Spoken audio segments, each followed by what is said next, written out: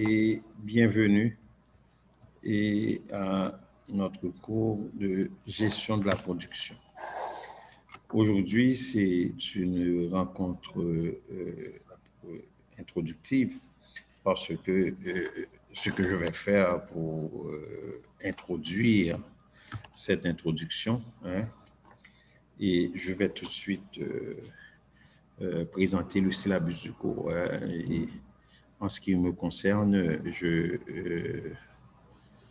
suis Jacques-Lébert Jean-Charles. J'ai obtenu 2 maîtrises, une maîtrise en théologie, une maîtrise en administration publique à l'ENAP au Canada et mon doctorat en management, business administration. Donc là,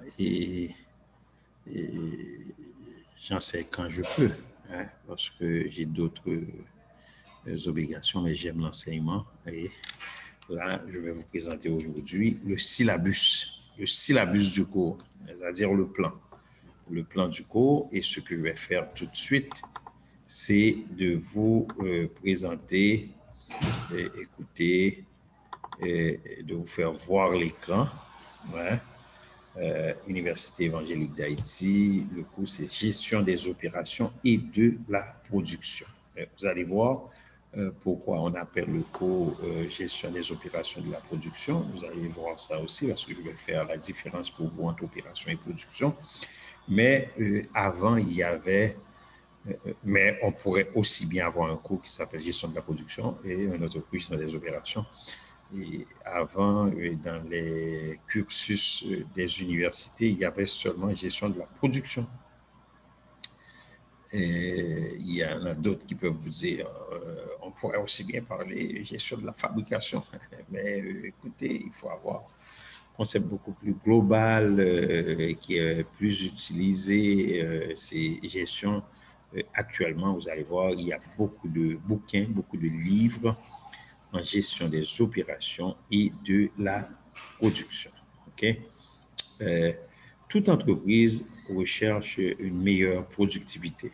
C'est pas là meilleure production, c'est une meilleure productivité.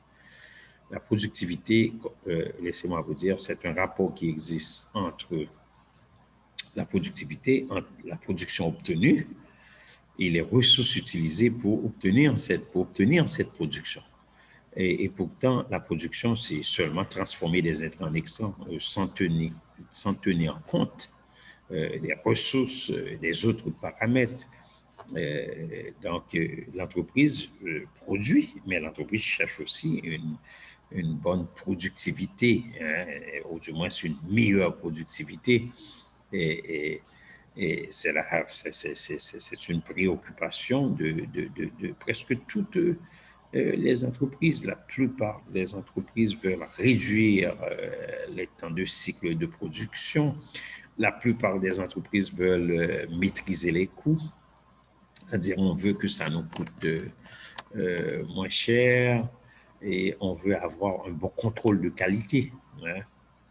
La plupart des entreprises sont comme ça. Donc, ce cours qui s'appelle gestion des opérations et de la production, c'est un cours qui va vous aider à examiner même le système d'opération. Vous allez voir ça, qui va vous aider dans tout ça. Système d'opération, les relations et les interdépendances entre les différents sous-systèmes qui existent. Par exemple, la prévision, c'est un sous-système. La planification est un sous-système. Planifier, c'est anticiper le futur. Planifier, je vous dis, c'est le point de départ de ce processus. Parce que sans planification, il n'y aura rien à organiser, rien à diriger, aucune nécessité de contrôler, puisque les objectifs n'auraient pas été déterminés. Donc, planifier, c'est la détermination ou déterminer les objectifs. Donc, il y a le contrôle de la production et des stocks. On parle il y a un sous-système, conception des produits, processus logistique, chaîne d'approvisionnement, et ainsi que la qualité. Donc, ce qu'on va essayer de faire dans une approche vraiment systémique et pratique, ce cours va toucher entre autres les objectifs spécifiques suivants. On va vous initier aux principaux concepts de la gestion des opérations et de la production. On va se familiariser avec les principales approches, les méthodes, les techniques. On va vraiment faire la transposition au secteur des services, les principaux services, c'est-à-dire marketing, production, GRH, etc. On va initier à l'identification et à la résolution des problèmes et on va initier le contrôle de la qualité. Donc, dans ces parties que nous allons diviser en séances, éventuellement, lorsque je vais vous présenter les autres parties, ça va être des séances, mais ici on parle des parties, je vous présente le cours, je vais faire dans le prochain cours, bien sûr, la différence, je vais vous présenter les fonctions de l'entreprise, hein.